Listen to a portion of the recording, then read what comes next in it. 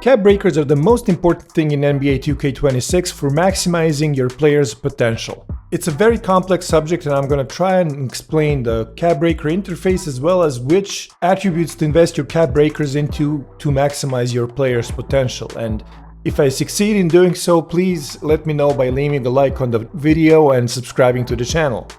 Now, how do you get cap breakers? There's more ways than one and they seem to be in abundance in NBA 2K26. There's a total of 28 cap breakers that you're going to be able to get throughout the 9 seasons of NBA 2K26. But right now in the first season you can get 1 from season rewards. There's 4 to be obtained through crew rewards if you join a crew and level it up to level 30, you'll get 4. There's also lifetime challenges that can get you 2, but you're going to get at least 1 if you're playing solo. And then if you play PvP in Rec and Park, and you will rank up your reputation and then you can get cap breakers this way. And also there's the new build specialization, which upon completion can grant you cap breakers as well. But these can only be applied to your build specialization attributes. Now let's talk about the cap breaker interface. You go to progression, then attributes, and then you press down on your right stick or the R3 button on your controller, and that's going to open up the cap breaker interface. It will only show up if you have a cap breaker unlocked that you can apply. As you can see here, some attributes you can't raise with cap breakers because of your physical attributes. What this means is that you can use a cap breaker on an attribute up to its max potential rating allowed by your build's height, weight, and wingspan. So when you first created your character, you define this in the player builder.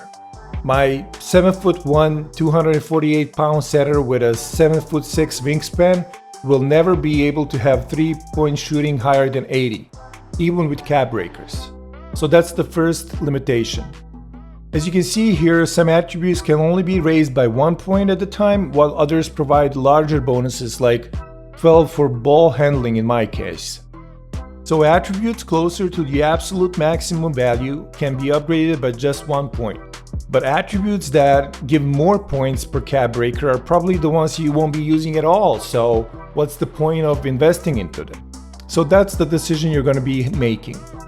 You can click on an attribute in the cap breaker interface that you might want to upgrade, and the interface will show if that unlocked any new badge levels or animations when you press Y on Xbox or triangle on PlayStation.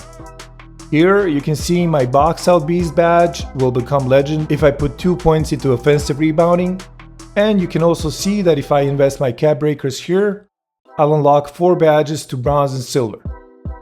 The bad thing about this interface is it's a little bit clunky and you cannot see what will happen when you have 5 cap breakers to invest into a stat if you don't have 5 cap breakers at that time.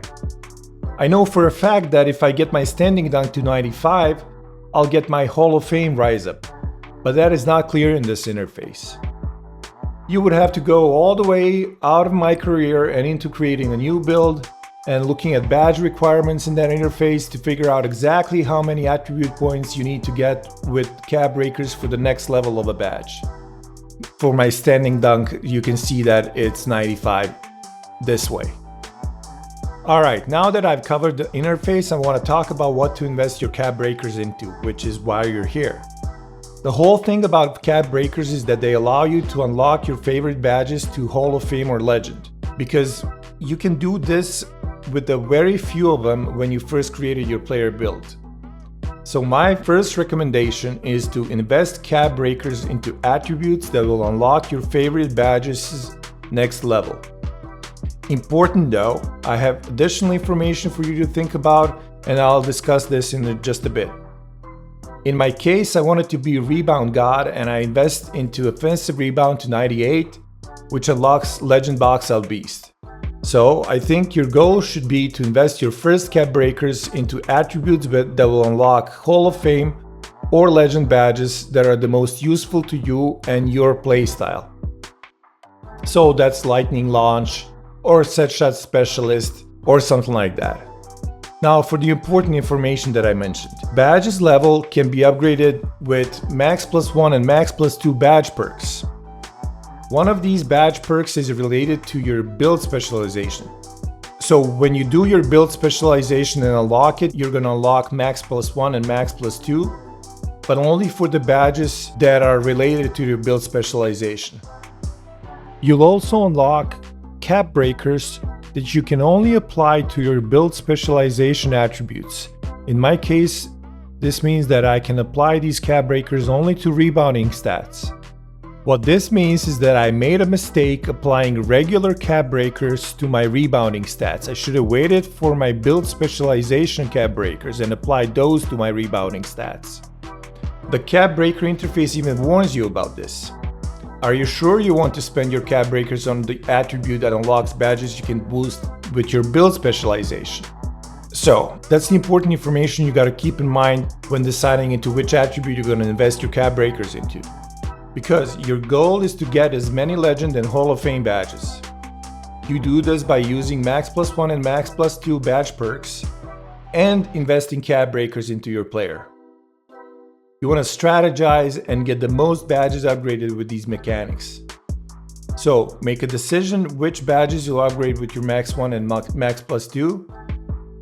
You do this first, and then boost attributes with cap breakers to get more Hall of Fame and Legend badges.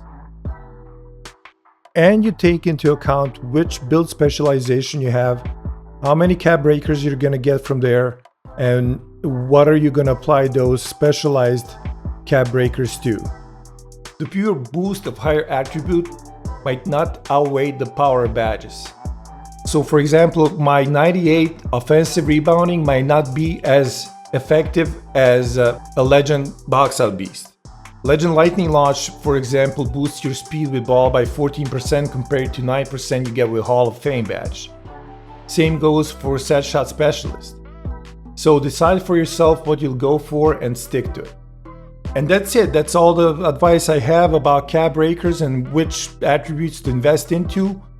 Quick recap, just invest into attributes that are going to get you the highest level of a badge that you would use the most and it shows up while you play the most. Try to get Hall of Fame and Legend badges and as many of them as you can.